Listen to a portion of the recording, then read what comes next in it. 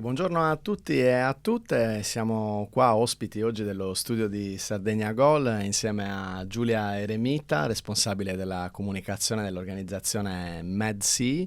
Siamo qua grazie al progetto Blue Isle, che è un progetto finanziato dalla Commissione Europea, dal programma Erasmus Plus nel suo settore di educazione per gli adulti, che si occupa fondamentalmente di cercare di migliorare le competenze degli adulti, in particolare delle persone che sono attive nel settore della pesca e dell'acquacoltura, ma anche di quelle che sono gli amministratori pubblici in questo settore per quanto riguarda appunto la sostenibilità ambientale per l'ecosistema marino, e in particolare di capire come meglio gestire il problema delle reti fantasma, ma non soltanto, in generale della gestione dei rifiuti causati dalla pesca, e cosa fare con questi e cosa si può appunto fare, quindi quali sono anche le problematiche e quant'altro. Un progetto che ha visto appunto organizzazioni di 4 paesi diversi confrontarsi e lavorare per tutto questo periodo, e che appunto porta avanti anche questa serie di podcast che si chiama We Are All on the Same Boat, siamo tutti sulla stessa barca, e che oggi appunto prevede in questa puntata una chiacchierata piacevolissima con Giulia che è qua. Benvenuta Giulia intanto. Grazie a voi dell'invito. Dunque partirei dal presentarti e da dire un po' appunto MedSea chi è, di cosa si occupa, che cosa fa, appunto, giusto per dare un po' un quadro alle persone che ci ascoltano. Sì, grazie. Allora, MedSea è una società no profit, si intende per MedSea, Mediterranean Sea and Coast Foundation, quindi fondazione no profit che si occupa del ripristino degli ecosistemi marino e costieri. Siamo un team interdisciplinare tra ricercatori che ci occupiamo da legge del mare a biologia marina, abbiamo diversi biologi marini, ma anche dottori forestali, perché adesso facciamo anche delle attività costiere anche su terra di riforestazione a seguito dei grandi incendi dovuti anche ai cambiamenti climatici che assumono appunto dimensioni devastanti, e poi abbiamo economisti ambientali, quindi quando vale la natura, quanto valgono questi ecosistemi, perché è importante dare un valore all'ambiente, perché a volte anche le evidenze non sembrano smuovere in qualche modo o cambiare alcune dimensioni, alcune abitudini. Esperti in cambiamento climatico, esperti in comunicazione, io e validissimi colleghi, e quindi ci occupiamo di portare avanti i vari progetti che sono in genere progetti grandi europei, dove lavoriamo anche con altre grosse organizzazioni europee e internazionali, non solo europee, e poi abbiamo delle nostre campagne, molte delle quali sono dedicate al mare, e poi immagino avremo modo insomma di parlarne, che riguardano direttamente o indirettamente gli effetti della pesca o anche la parte di educazione, assolutamente, soprattutto nelle aree marine protette. In Sardegna ne abbiamo diverse, e ci rendiamo conto ogni volta quanto sia importante, lato operatori, magari turistici o imprenditori, lato anche chi lavora nella pesca è un pochino più aperto all'accoglienza, magari fa di turismo, quanto ancora si conosca poco dell'ambiente, del proprio territorio, e quanto lavoro veramente ancora c'è da fare. Quindi su questo insomma vi faccio i miei complimenti per portare avanti queste cose che secondo me sono veramente all'inizio. Un team veramente interdisciplinare, direi, con delle competenze che necessariamente per affrontare una tematica complessa come questa devono essere varie e appunto valide all'interno di questo settore. Hai parlato appunto di progetti che portate avanti, non so, magari ce ne vuoi raccontare qualcuno che avete attivo adesso nel territorio? Sicuramente nel corso degli anni ne avete fatto tantissimi con diversi impatti, ma magari qualcosa che appunto è presente può essere interessante. E anche magari, visto che qua, anche se chi ascolta non le può vedere, ci sono un paio di cartoline, magari ci vuoi anche dire di che cosa si tratta, giusto per...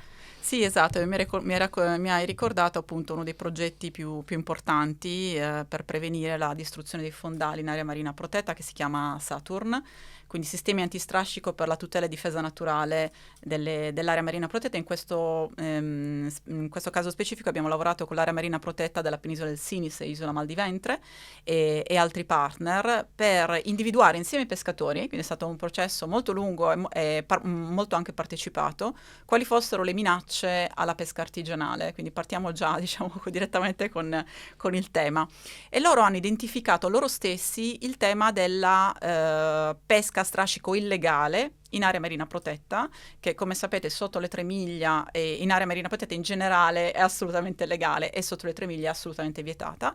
E purtroppo loro segnalavano che succedeva, e questo andava a detrimento del loro stesso lavoro, che invece è una pesca più piccola, più artigianale, più tradizionale, che portano avanti da generazioni.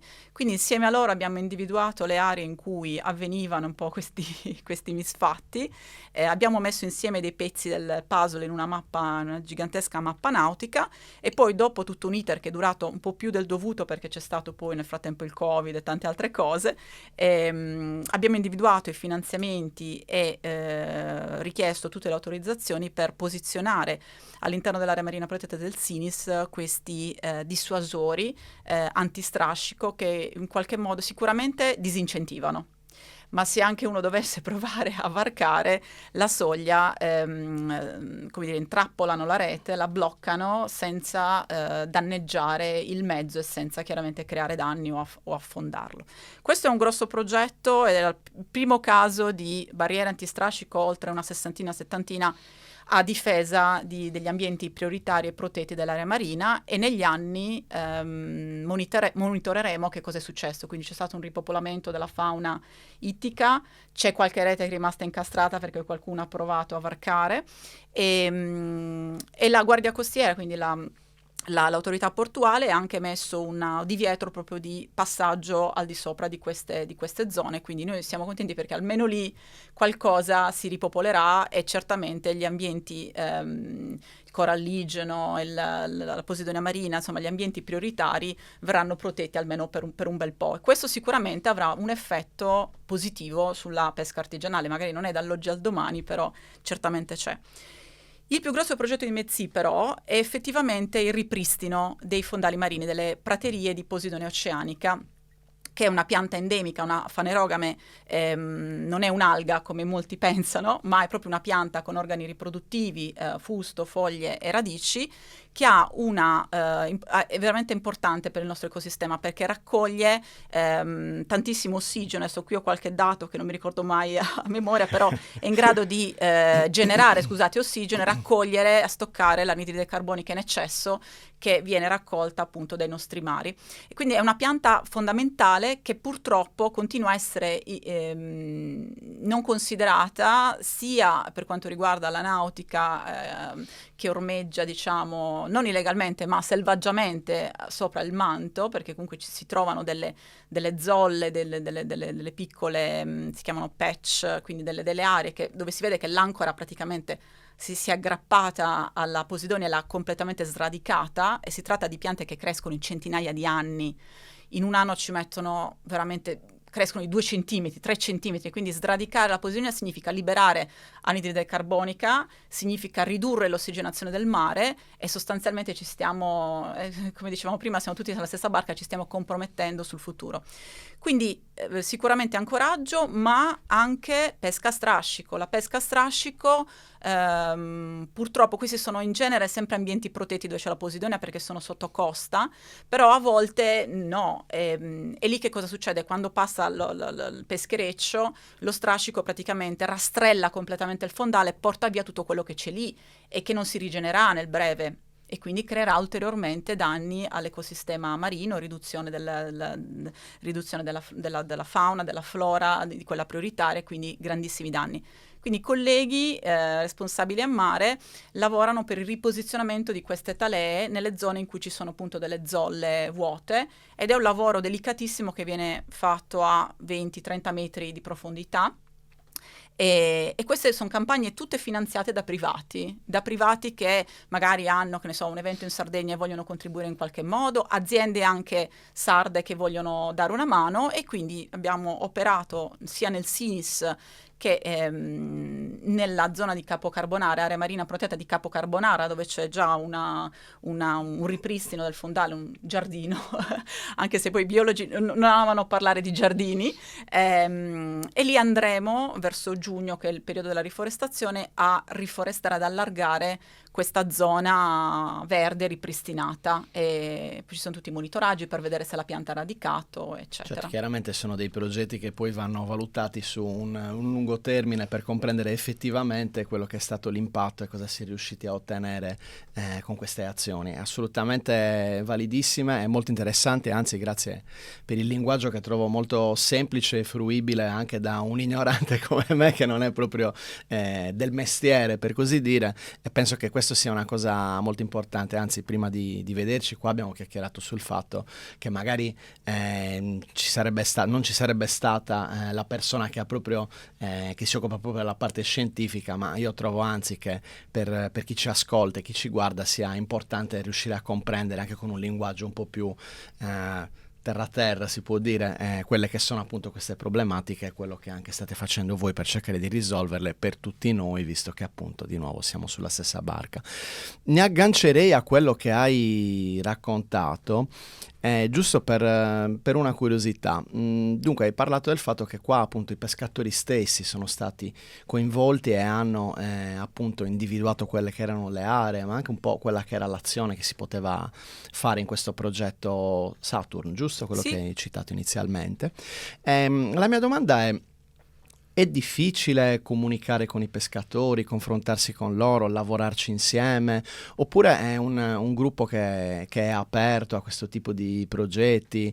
Perché per come li immagino io appunto sono persone che sono là da tutta la vita o figli di persone che l'hanno fatto da tutta la vita, sono abituati in una maniera, magari risulta un po' difficile appunto provare a inserirsi con intanto persone nuove e con delle idee differenti. Quindi intanto su di loro e poi magari anche sugli altri stakeholder o portatori di interesse, ma possiamo parlarne successivamente. Sì, certo. Allora, io personalmente su alcuni di questi progetti poi ho curato la parte finale di disseminazione, eccetera, no? Poi anche l'approccio giornalistico è un po' quello di cercare il pescatore che dice bene, abbiamo messo le barriere antistrascico, le volevamo e siamo felici.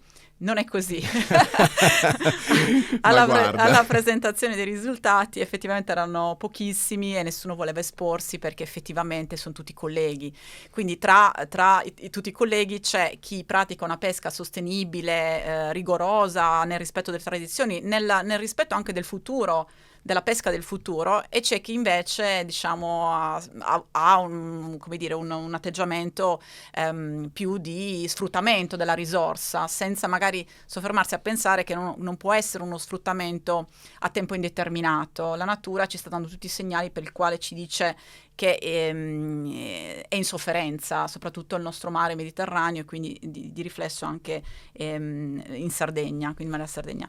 Non è facilissimo, però bisogna chiaramente conoscerli, entrare nel loro mondo, che è meraviglioso perché si svegliano all'alba, si muovono di notte in queste barche, quindi si parte dal racconto del territorio e dall'amore sconfinato che molti di questi hanno per il loro territorio.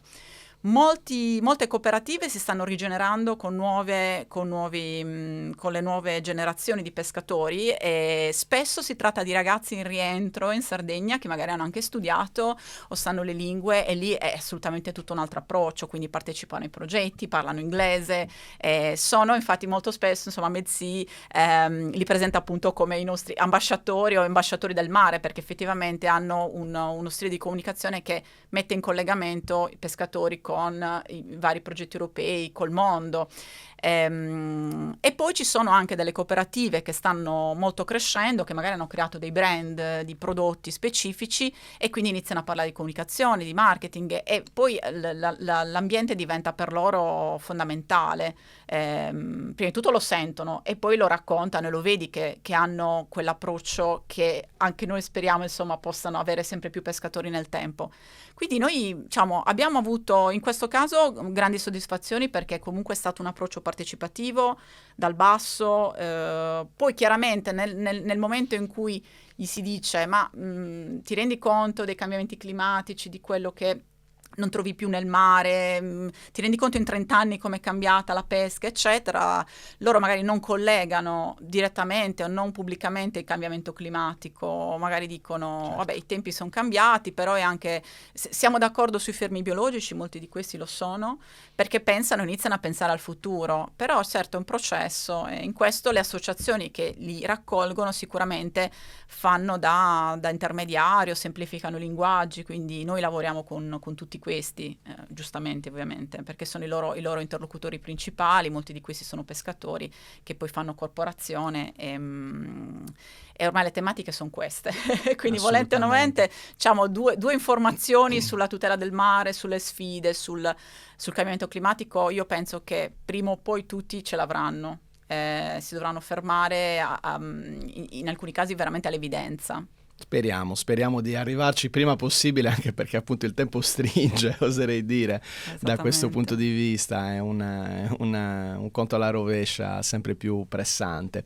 Appunto abbiamo parlato di pescatori, ma mi interesserebbe appunto capire anche invece come e quanto si riesce a lavorare magari con altri portatori di interesse all'interno di questa tematica. Penso ad esempio a quelle che sono le istituzioni, quindi non so, anche capitaneria di porto, oppure i vari assessorati o persone che lavorano appunto all'interno di quelle che sono le diverse istituzioni, perché poi entrano in gioco sia quelle che si occupano di commercio, che si occupano di ambiente, che si occupano di lavoro. Ci sono tutta una serie di problematiche che si intersecano in quello che è il discorso mare e pesca, che poi appunto rappresenta per noi, soprattutto come isola, come Sardegna, una risorsa fondamentale.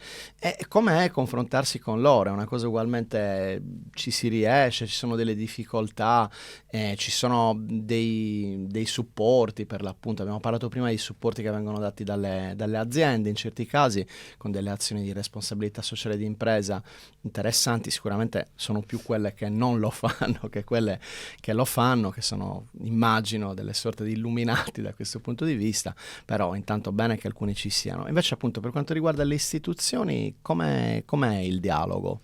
Beh, allora, prima ancora magari delle cooperative di pesca, noi lavoriamo prima di tutto con le istituzioni, quindi l'assessorato all'ambiente, dove alla difesa dell'ambiente ci sono validissime persone con grandi background scientifici, formativi. Assessorato regionale, stiamo assessorato parlando, regionale, sì. Esattamente.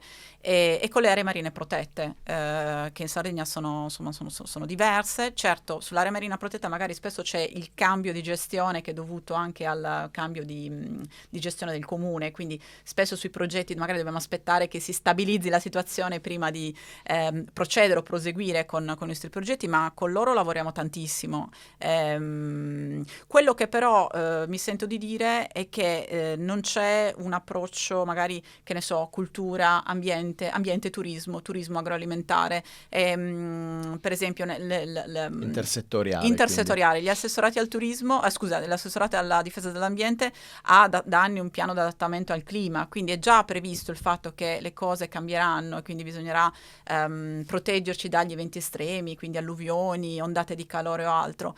Però spesso vai a vedere magari le documentazioni prodotte dal turismo, giusto per fare un esempio, e la sostenibilità viene declinata completamente in un altro modo, quindi non viene messo, non dico in priorità perché la sostenibilità è sulle 3 direttrici come sai, però questa parte qui richiede come minimo un'urgenza, anche in termini proprio di sicurezza, di edilizia anche, quindi entriamo anche in un'altra sfera, quello come noi gestiremo l'abitare, il vivere e accoglieremo le persone, no? Quando ci sarà necessità di mitigare le temperature in altissima stagione. Abbiamo visto quest'estate, insomma, quello che è successo.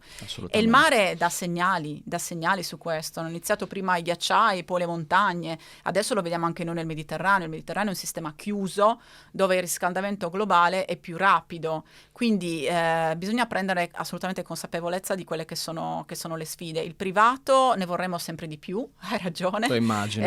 Assolutamente, anche lì tanta confusione, nel senso che la sostenibilità spesso è un tema di marketing e di comunicazione, quindi noi cerchiamo veramente di essere rigorosi su questo, perché un po' come il tema della beneficenza di questi mesi, cioè bisogna veramente impegnarsi davvero nel ripristino di quello che è stato deturpato, nel rafforzamento delle difese naturali del territorio. Oggi si parla molto di nature-based solution, quindi soluzioni basate sulla natura, che è un po' come la febbre, no? Alla fine ti difendi rafforzando il sistema immunitario, e noi dobbiamo rafforzare, riforestare, ripristinare, liberare, depavimentare. L'approccio, diciamo, è abbastanza importante, ancora in qualche modo un po' si continua un po' a nicchiare a tutti i livelli, però è molto importante che noi iniziamo a vedere il quadro, diciamo, completo su tutti i settori. Questa intersettorialità ancora non la vedo. Si lavora ancora molto per settori o dipartimenti stagni. Invece tra aree marine protette, assessorato all'ambiente, i vari centri di ricerca, assolutamente siamo una squadra, lo diciamo sempre, e cresciamo insieme, progetto su progetto, perché poi si capitalizza un progetto, si arriva al prossimo livello. Quindi in questo senso è bello, perché poi ci si inizia a conoscere e quindi ci sono persone, si inizia a condividere una visione, quindi le cose lì vanno avanti. Sono ottime notizie che almeno appunto ci sia questo coordinamento, possiamo dire un'unione di intenti che è importante appunto per riuscire a portare avanti questi discorsi e quindi anche poi a crescere per l'appunto e non rimanere fermi nelle stesse idee. Chiuderei con un discorso appunto tornando nuovamente sulla tematica della pesca e dei rifiuti generati dalla pesca, quindi vabbè, penso alle reti fantasma ma anche in generale a quelle che possono essere altri residui che vengono causati appunto da questa azione e mi chiedo appunto qual è la situazione nel nostro territorio, ma anche appunto anche per chiudere poi con una nota un po' positiva, che cosa possiamo fare, cosa si potrebbe mettere in atto per cercare di lavorare meglio su questa tematica. Prima mi hai citato anche appunto un progetto di cui si ha conoscenza che portano avanti in Grecia, anche noi appunto con il nostro partner greco all'interno del progetto parlavamo di queste Marine Litter Stations, ovvero appunto questa raccolta differenziata di rifiuti, compresi quelli generati direttamente dalla pesca. Quindi qual è la situazione nel nostro territorio e cosa si può fare?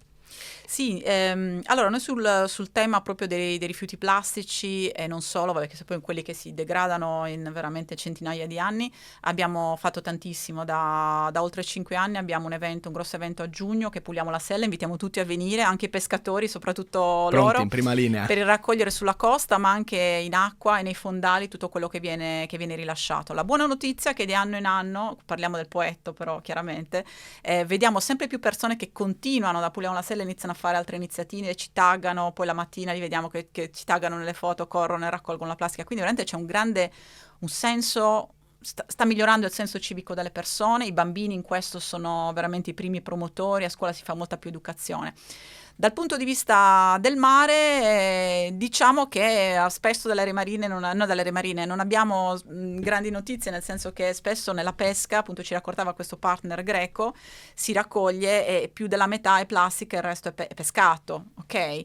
Quello su cui poi si interviene è cercare di incentivare la raccolta, che fino a poco tempo fa era, ricordiamoci, in Italia illegale riportare la plastica perché poi bisognava smaltirla, ok? Quindi era un problema, quindi la rigettavano in acqua. Adesso invece ci sono anche proprio delle possibilità di, oltre più semplice smaltirla, non è più un problema raccoglierla in acqua, quindi anche i pescatori possono farlo, ci sono anche delle start-up che danno un incentivo, recuperano la plastica, la riutilizzano, la rilavorano e da lì nascono degli oggetti meravigliosi. Chiaramente non tutta la plastica può essere lavorata, alcune plastiche possono essere usate per fare che ne so, vestiti, cose, certo. altri per fare cose magari un pochino più solide, però veramente in acqua si trova di tutto. Il problema della plastica in acqua, oltre che essere qualcosa che fa male alla salute, perché poi noi questo pesce ce lo mangiamo e hanno già trovato insomma residui certo. di plastica nel feto e dappertutto, poi c'è il problema per la fauna marina che è fondamentale. Noi abbiamo una biodiversità che via via è compromessa, perché ci sono delle specie a rischio che finiscono in mezzo alla plastica, spesso intrappolate, spesso rimangono soffocate, molto spesso sono proprio le reti da pesca abbandonate o attrezzature da pesca che inavvertitamente cadono o purtroppo magari vengono abbandonate, e questo crea dei danni incredibili. Se facciamo un giro ai centri di recupero delle tartarughe marine, in Sardegna abbiamo un centro regionale fortissimo che poi lavora con le varie aree marine protette, e poi c'è anche un centro di soccorso ad Oristano, ma non solo, poi ci sono dei centri di primo soccorso ed emergenza. Vediamo che veramente il problema principale anche della nostra tartaruga caretta che è in pericolo è proprio il fatto di mangiare plastica o rimanere intrappolata dalla plastica, e a volte i tempi di recupero di queste tartarughe sono lunghissimi prima di ritornare in acqua, e a volte non ce la fanno, arrivano direttamente morte a riva. Questo è veramente tristissimo, ma non solo loro, ma anche i fenicotteri, i cormorani, tutte le specie di avifauna che noi abbiamo nei nostri meravigliosi stagni costieri in acqua, e anche lì troviamo tantissime specie a rischio, nel senso che finita la loro specie, che magari alcune rimangono veramente solo qualche centinaio di esemplari, parliamo adesso più che altro degli uccelli, finita la loro specie non c'è possibilità, non c'è una seconda possibilità, finisce una specie, poi a catena succede che anche l'altra specie non si può nutrire, o comunque c'è un ecosistema per cui levi una cosa e a cascata ci sono delle conseguenze. E purtroppo tutto questo è causato dall'uomo, certamente non solo dalla pesca, da tutto, dalla bottiglietta di plastica che continuiamo a portare in spiaggia, al bicchiere che ci vola via inavvertitamente in acqua, l'ombrellone con la folata di vento e altre cose. Quella è tutta spazzatura che finisce in mare, che degrada veramente in centinaia di anni. Non so onestamente se si potrà raccogliere tutto quello che c'è. Ci sono già delle immagini, fortunatamente non dal nostro Mediterraneo, però si parla anche proprio di un'isola galleggiante che è gigante e che è formata da questi rifiuti che per via delle correnti si riuniscono.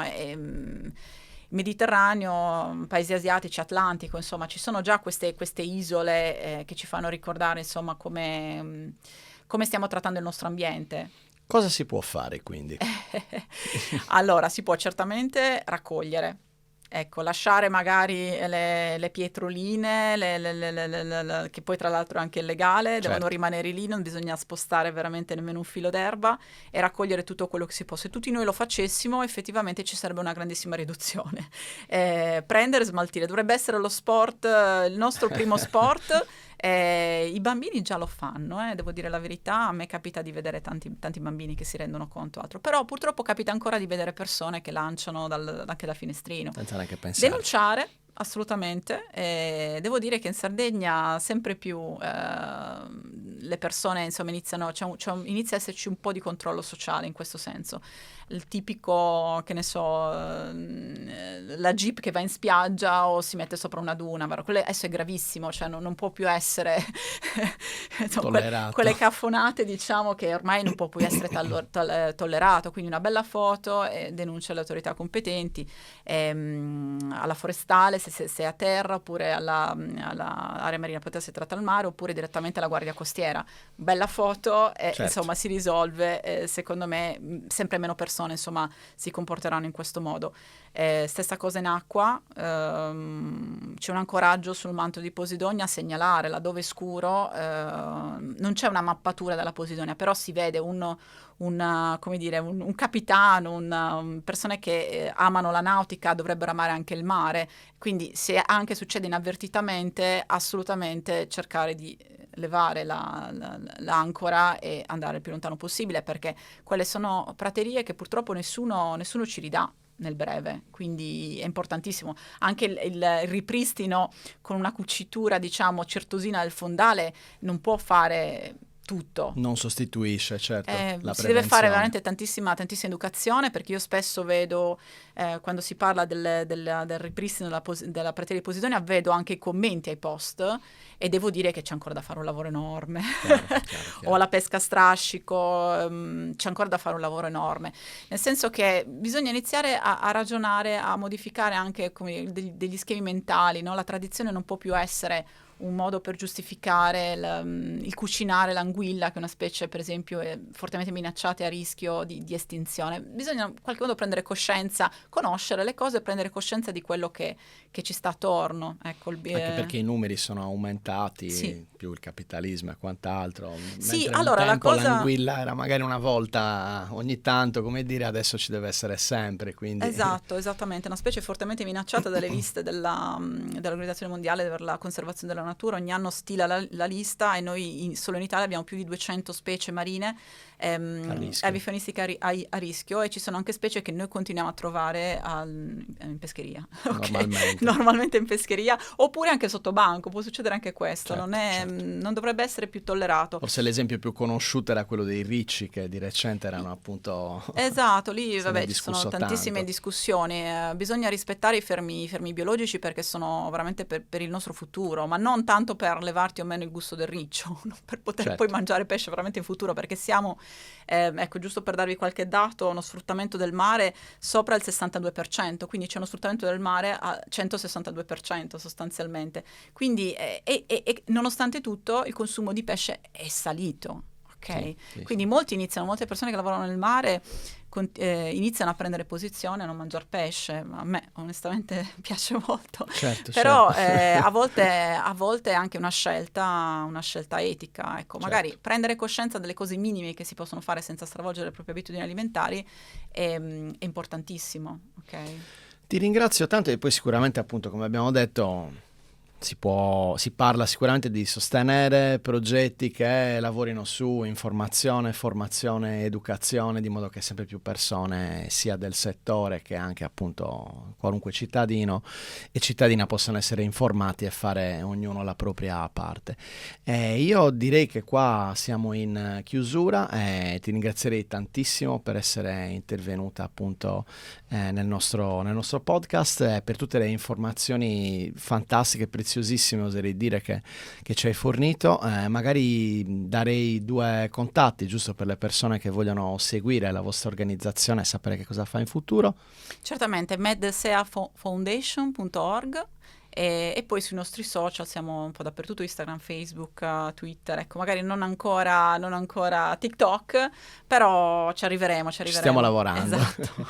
Stesso discorso per quanto riguarda la nostra organizzazione, parte del progetto Blue Isle, siamo TDM 2000, l'associazione TDM 2000 UDV, ci trovate su tutti i social oppure al sito tdm2000.org e anche a blueisle.eu se volete saperne di più sul nostro progetto. Nuovamente grazie mille Giulia Remita, responsabile della comunicazione di MedSea, grazie Sardegna Gold per l'ospitalità e alla prossima puntata. Grazie a voi.